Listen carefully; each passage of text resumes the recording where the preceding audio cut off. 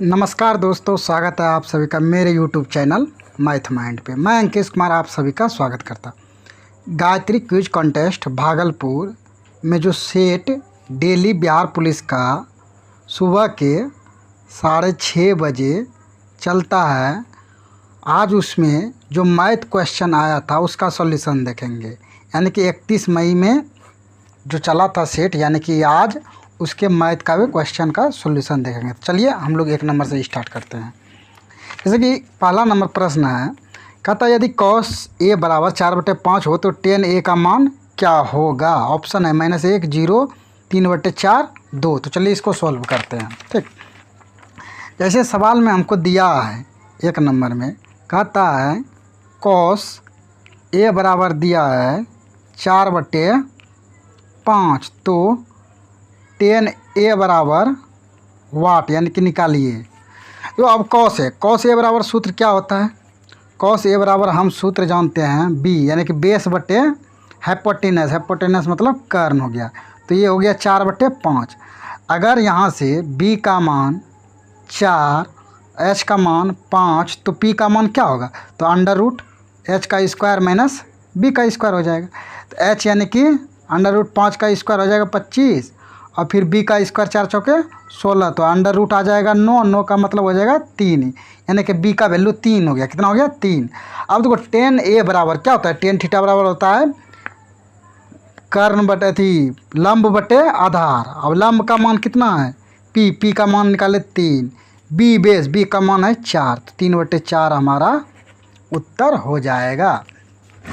अब अगला प्रश्न देखते हैं। अगला प्रश्न 2 नंबर क्या कहता है, कहता है और ए और बी एक काम को 10 दिन में समाप्त कर सकता है, बी और सी 12 दिन में कर सकता है, और सी और ए 6 दिन में समाप्त कर सकता है। तो ए अकेले कितने दिनों में कार्य को समाप्त कर सकता है। 120/9 12, 120/11, 121/12। तो चलिए सॉल्व करते हैं। तो सबसे पहले दिया है, क्या दिया है, a + b मिल के ये कार्य कितने दिन में कर सकता है, तो 10 दिन में कर सकता है। उसी तरह b + c कितने दिन में कर सकता है, 12 दिन में, और c + a कितने दिन में कर सकता है, 6 दिन में। तो इन सब का पहले एलसीएम निकाल लेना है। तो टोटल यूनिट कितना हो जाएगा, तो अगर इसको सॉल्व करेंगे तो 60 आ जाएगा। टोटल कितना आ गया 60। अब हो गया 60, तो अब भाग दो, 10 से भाग देंगे तो हो जाएगा 10 × 6 = 60, यानी कि एक दिन में 6 यूनिट काम करेगा। 12 × 5 = 60, b + c एक दिन में 5 यूनिट कार्य करेगा। 6 × 60, यानी कि c + a एक दिन में 10 यूनिट कार्य करेगा। अगर तीनों को जोड़ेंगे तो हो जाएगा, जानता है, 2a + 2b + 2c = 10 × 5 = 15, 6 = 21 आ जाएगा। ठीक, तो यहाँ से 2 कॉमन हो जाएगा, a + b + c बराबर हो जाएगा 21। फिर हो जाएगा a, यहाँ से हो जाएगा a + b + c बराबर 21/2। हमको क्या निकालना है, a कितना दिन में, मतलब a का अगर एक दिन का कार्य पता चल जाएगा तो हम निकाल लें। अगर a b c में b c को घटा देंगे तो a का निकल जाएगा। तो a b c का वैल्यू कितना है, 21 है। ठीक, इसमें b c कितना एक दिन में कर रहा है, 5 यूनिट, तो 5 घटा देते हैं, तो ये हो जाएगा a का, तो ये हो जाएगा 21। यहाँ एलसीएम आ जाएगा इन दोनों का 2, फिर हो जाएगा 21, 5 दूना 10, तो हो जाएगा घट के हो जाएगा 11/2। अब कहता है एक दिन में कितना कार्य यूनिट करेगा, 1/11, लेकिन करना कितना है 60। तो अब हो जाएगा 60 को भाग देते हैं एक इफिशियंसी से 11/2 से, तो ये हो जाएगा 60 × 2/11, तो हो जाएगा फाइनली 120/11 दिन। यही हमारा उत्तर हो गया। अब क्वेश्चन नंबर 3 देखते हैं। 3 नंबर क्वेश्चन क्या कहता है। 3 नंबर प्रश्न कहता है 3 सही, यानी 3.5/16 + 2.3/8 का व्युत्क्रम कितना होगा। 91/16, 93/16, 16/91 कि 16/93। तो चलिए सॉल्व करते हैं इसको। कितना नंबर प्रश्न है हमारा, तो प्रश्न है 3 नंबर। 3 नंबर में कहता है 3.5/16 + 2.3/8 का व्युत्क्रम, इनका व्युत्क्रम का योग निकालना। ठीक, तो सबसे पहले इसको तोड़ते हैं। 16 × 3 = 48, 2 × 50 = 3, 53 हो गया 16, + 8 दूना 16, 3 19/8। अब देखो इन दोनों का एलसीएम कितना आ जाएगा, 16, तो हो जाएगा 53 + 19 दूना 38, तो ये हो जाएगा कितना जुड़ के 8 3 11 के 1 हाथ रहा 1 5 3 8 1 9 51 51 बटे 16। ये तो इनका योग निकल है, लेकिन इसके व्युत्क्रम का योग क्या होगा, तो इसको उल्टा देना, जस्ट क्या कर देना उल्टा, 16 बटे 91, यही हमारा उत्तर हो जाएगा। अब अगला प्रश्न है 4 नंबर। तो चलिए आप लोग देखते हैं 4 नंबर क्या कहता है। 4 नंबर प्रश्न बोल रहा है प्रत्येक संख्या 7 4 और 2 में कौन सी संख्या जोड़ी जानी चाहिए जिसमें परिणामी संख्या निरंतर अनुपात में हो सके। 2 जोड़े 4 3 5। निरंतर अनुपात, निरंतर अनुपात का मतलब अगर पहला मतलब 2 संख्या 2:3 में है तो ये बी एंड सी भी 2:3 में होना चाहिए, जो भी होगा इधर 2:3 में, सब एक चलना चाहिए 2:3 में। तो 4 नंबर कहता है। तो पहले देख लेते हैं कितना है, 7 है, 4 है और कितना है 2 है। तो मान लेते ए है, बी है, सी है। तो सबसे पहले ए बी का अनुपात निकालेंगे, फिर बी सी का। तो ए अनुपात पहले बी लेते हैं। तो 7 और ये 4 है, इसमें क्या जोड़े, तो हम ऑप्शन से ही चलेंगे। अगर ऑप्शन मान लेते ए में 2 जोड़ देते, इसमें भी 2 जोड़ेंगे तो कितना हो जाएगा 7 2 9 4 2 6। इसका अगर निकालेंगे तो 3 3 9 3 2 6। तो फाइनली कितना आया 3:2 आया। अब देखते हैं उसमें होता ही नहीं। अब बी का वैल्यू है 4, सी का वैल्यू है 2। अगर इसमें जोड़ेंगे 2, इसमें भी जोड़ेंगे 2, तो हो जाएगा 4 2 6 2 2 4। इसको कटाएंगे तो 2 दूनी 4 2 3 6, यानी कि 3:2। अब देखो पहले वाले में भी 3:2 है, दूसरे वाले में 3:2 है। तो यह निरंतर अनुपात को दर्शाता है, किसको, निरंतर अनुपात को। तो यहाँ मेरा ऑप्शन ए ही सेट हो रहा है, इसलिए हमारा जो आंसर आ जाएगा 2 ही हमारा उत्तर होगा। अब अगला प्रश्न देखते हैं कितना नंबर, तो 5 नंबर प्रश्न। 5 नंबर प्रश्न क्या बोल रहा है, कहता है 8% साधारण ब्याज पर कोई धनराशि 3.1/2 वर्षों में 608 हो जाती है। निवेश की गई धनराशि कितना है, 450 475 440 460। तो चलिए सॉल्व करते हैं। तो दिया है 5 नंबर में, 5 नंबर में हमको क्या दे दिया, आर, यानी कि रेट परसेंट कितना दे दिया 8%। टाइम कितना दे दिया है 3 सही 1/2 वर्ष, यानी कि 3 दूना 6 1 7 बटे 2 वर्ष। और मिश्र धन दिया है हमको, क्या दिया है मिश्र धन कितना दे दिया है 608। तो हमसे पूछा क्या है प्रिंसिपल, यानी कि मूलधन बराबर वाट। तो हम लोग जानते हैं क्या होता है ब्याज बराबर सूत्र होता है RT%। तो ब्याज जो होता है ना हमेशा P का RT% होता है, ठीक है। तो यहाँ से रेट कितना हो जाएगा 8 गुना 7/2%, 2 से 4 7 चौके 28%, यानी ब्याज जो आएगा हमारा 28% हो गया। तो इसको फ्रैक्शन में बदलते हैं, ये हो जाएगा 100।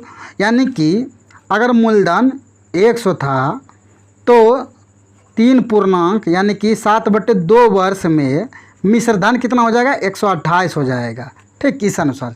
लेकिन ये कहता है 128 नहीं हुआ है, कितना हुआ है 608 हुआ है। तो बताइए कि कितना होगा। तो चलिए इसको कटाते हैं, ठीक।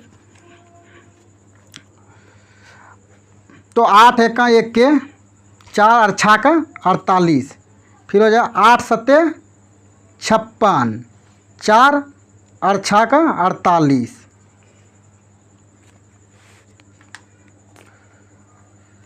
क्या आ गया 8 7 56, 4 और 6 का 48, 8 एका 1 के 4 और 6 का 48। अब हो जाएगा 4 चौके 16, 4 एका 1 के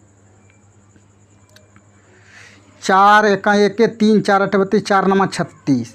तो आ जाएगा 1 हो जाए। तो यहाँ से 1 यूनिट का वैल्यू कितना आ जाएगा 19/4 आ जाएगा। हमको कितना यूनिट का चाहिए 100 यूनिट का वैल्यू। तो 19/4 से इसको गुना करेंगे तो हो जाएगा 100 गुना 19/4 से गुना करेंगे तो हो जाएगा 4 से, देखो भाई 4 से 25, 25 नमा 225, 5 हाथ रहल 22 और 25 और 22 कितना हो जाएगा तो 47 हो जाएगा। कितना हो जाएगा 47। तो फाइनली कितना हो जाएगा आंसर हमारा 475 रुपया आंसर हो जाएगा। अब अगला प्रश्न देखते हैं 6 नंबर। कहता यदि 2 वृत्तों के त्रिज्याएं 7 सेंटीमीटर 4 सेंटीमीटर है और तिर्यक उभयनिष्ठ स्पर्श रेखा की लंबाई 13 सेंटीमीटर है तो दोनों केंद्र के बीच की दूरी है अंडर रूट 290 सेंटीमीटर स्क्वायर, फिर under root 190 centimetre square, under root 128 240। तो चलिए इसको सॉल्व करते हैं। सबसे पहले आप 6 नंबर को बेरू ध्यान से देखिएगा, ये इंपॉर्टेंट सवाल है, इसका चित्र बना के मैं समझाता हूँ। जैसे ये कह रहा है, एक ये फिगर हो गया, एक ये वृत्त है और ये हमारा वृत्त है, ठीक। इसका केंद्र O है, इसका केंद्र P मान लेते हैं, ठीक। तो यहाँ से अगर इसको मिला देते हैं, O से हो जाएगा P, ये हो गया दोनों केंद्र के बीच की दूरी हो गया OP। लेकिन अब क्या कहता है, इसके स्पर्श रेखा की लंबाई, स्पर्श तिर्यक उभयनिष्ठ, मतलब अगर यहाँ से ये ऐसे निकलता है कोई रेखा, अगर ये ऐसे निकल रहा है, मान लेते हैं ये ऐसे गया, ये ऐसे गया, ये ऐसे, ये इसको स्पर्श करके निकल रहा है, ठीक। अगर यहाँ मान लेते हैं A बिंदु पे स्पर्श किया और यहाँ B बिंदु पे स्पर्श किया। अब त्रिज्या ये इतना है, त्रिज्या पहले का कितना है 7 सेंटीमीटर और दूसरे का त्रिज्या कितना है 4 सेंटीमीटर है। तब हमको दोनों केंद्र के बीच की दूरी, तो इसमें देखो दिया है ए बी यानी कि तिर्यक ऊंचाई जो है ना दिया है 13 सेंटीमीटर, ठीक। R1 मान लेते हैं 7 है, R2 कितना है 4 सेंटीमीटर। तो हमको निकालना क्या, दोनों केंद्र के बीच की दूरी यानी कि OP बराबर वाट। तो इसके बराबर सूत्र होता है, क्या होता है सूत्र, AB का स्क्वायर बराबर यानी तिर्यक ऊंचाई का स्क्वायर बराबर OP का स्क्वायर, दोनों केंद्र के बीच की दूरी का square, minus R1 plus R2 का होल स्क्वायर को क्या करेंगे, घटा देंगे। तो अब देखो AB का मान कितना है 13 का स्क्वायर प्लस OP तो हमको निकालना ही है, OP का square minus R1 plus R2 7 plus 4 का होल स्क्वायर, ये हो जाएगा 13 का स्क्वायर कितना हो जाएगा 13 13 69 से, OP का स्क्वायर या 7 4 11 11 गुना 21 से हो जाएगा, ठीक। अब देखो ये 111 है तो इधर जुट जाएगा, तो 169 प्लस 121 बराबर OP का स्क्वायर। अगर इनको आप जोड़ देंगे तो ये हो जाएगा OP का स्क्वायर बराबर, ये आ जाएगा 290 जोड़ के कितना आ जाएगा 290। इसलिए फाइनली OP बराबर क्या हो जाएगा अंडर रूट कितना हो जाएगा 290। यही हमारा आंसर है। आप लोग सिर्फ ये सूत्र याद रखिएगा, ये वाला जो है ना सूत्र, ये इंपॉर्टेंट है इस सवाल में। बाकी ये समझना है कि कौन सा तिर्यक स्पर्श रेखा है। तो चलिए अब नेक्स्ट सवाल चलते हैं 7 नंबर। 7 नंबर सवाल क्या कहता है,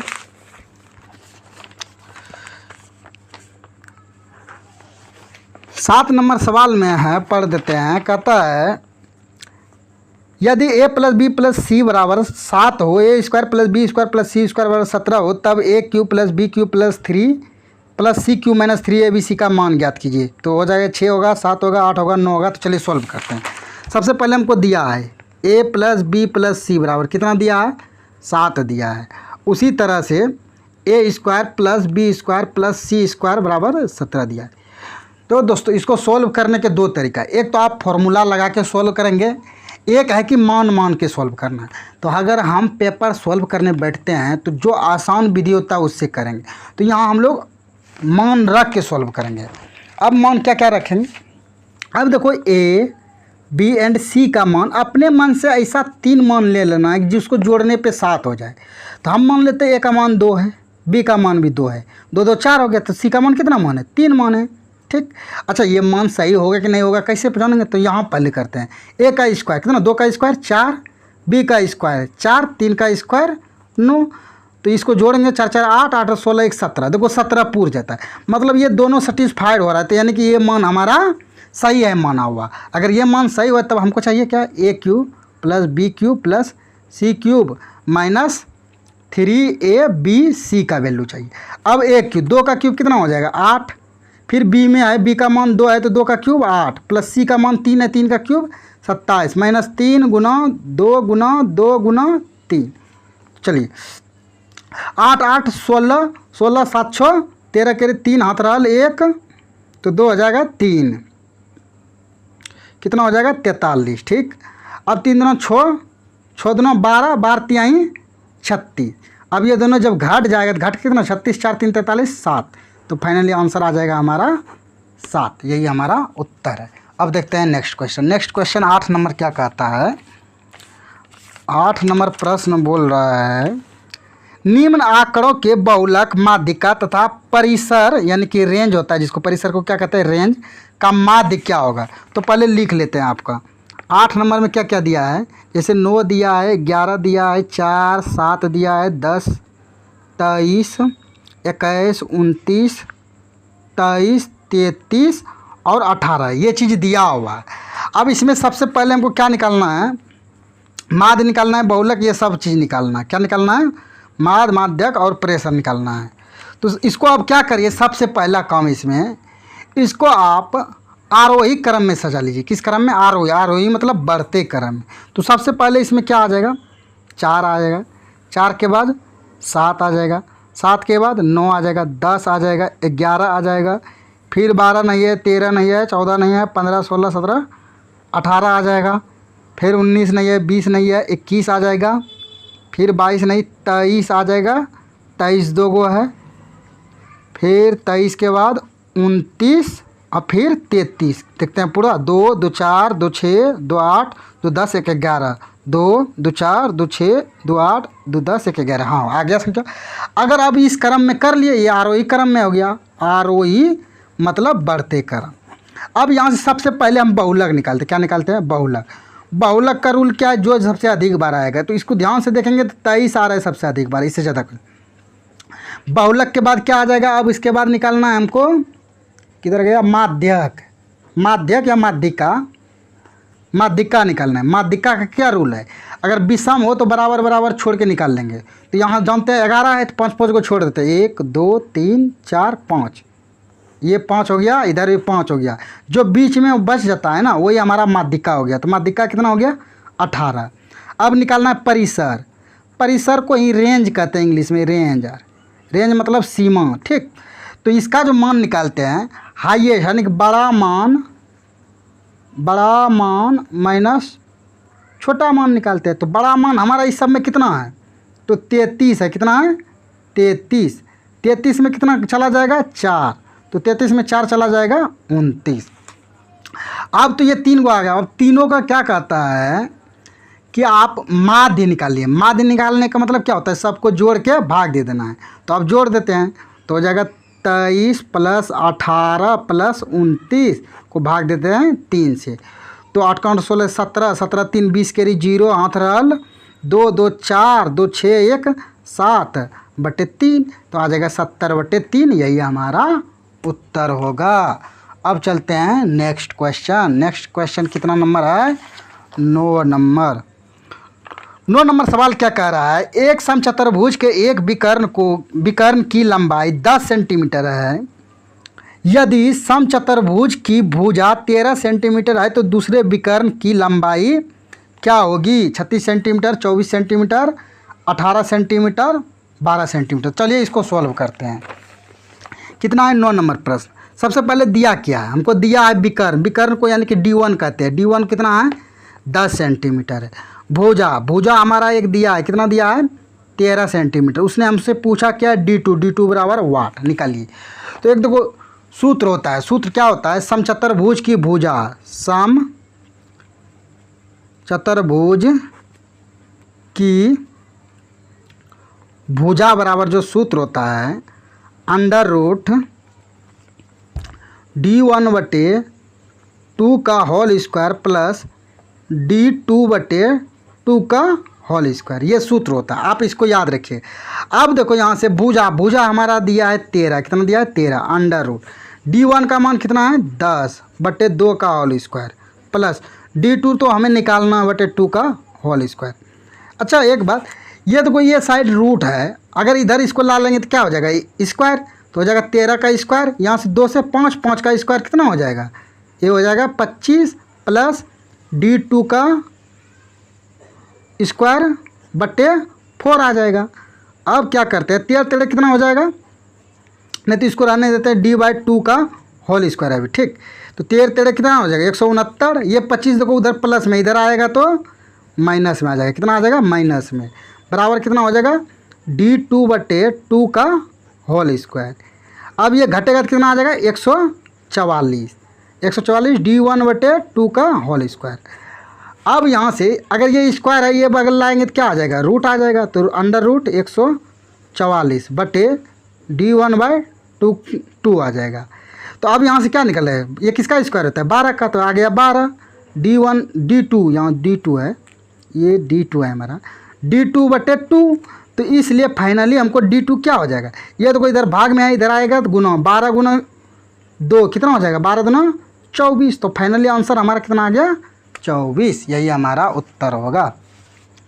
अब जाते हैं कितना नंबर, 10 नंबर सवाल। कितना नंबर, 10 नंबर सवाल क्या कहता है, हाँ कहता है एक व्यक्ति ने अपने वेतन का 12% किराने के सामान पर, 8% दवाओं पर, 20% बच्चों की स्कूल फीस पर व्यय किया और उसके पास 36,000 रुपया शेष है, तो उसका वेतन कितना है। देखो एक व्यक्ति है जिसने कहता है किराना पे कितना परसेंट खर्चा किया, किराना पे उसने कर दिया 12%, किराना पे 12%। फिर अगला क्या कहता है, दवाई पे कितना कर दिया, 8%। उसके बाद स्कूल फीस है, स्कूल फीस पे कितना कर दिया, 20%। शेष जो बचा तो वो रुपया में बचा है, तो इसको अच्छा टोटल कितना परसेंट कर दिया, 12 8 20 20 यानी कि 40% इसने खर्चा कर दिया। अब देखो 40% अगर खर्चा कर दिया, 100% रुपया था, 40% खर्चा कर दिया, तो उसके पास बचा कितना है, 60% रुपया बचा है। लेकिन वह कहता है 60% नहीं बचा है, कितना बचा है, 36,000 रुपया बचा है। तो यहाँ से देखो 1 0 1 0, 6 6 36, यानी कि 1% का वैल्यू कितना आ गया हमारा, 600। तब वो कितना का पूछ रहा है, उसका वेतन तो कितना होगा, 100%। तो इसको कितना से गुना पड़ेगा, 100 से गुना करेंगे 100%। तो इसको भी आप 100 से गुना कर दीजिए, तो ये हो जाएगा 6 पे 4 0, यानी कि 60,000 रुपया हमारा उत्तर आ जाएगा। तो आज के बिहार पुलिस के सेट में कुल 10 प्रश्न मैथ के थे, जिसका सॉल्यूशन हम लोगों ने देख लिया है। अब अगले वीडियो में अगली सॉल्यूशन के साथ मिलेंगे। आज के लिए इतना ही।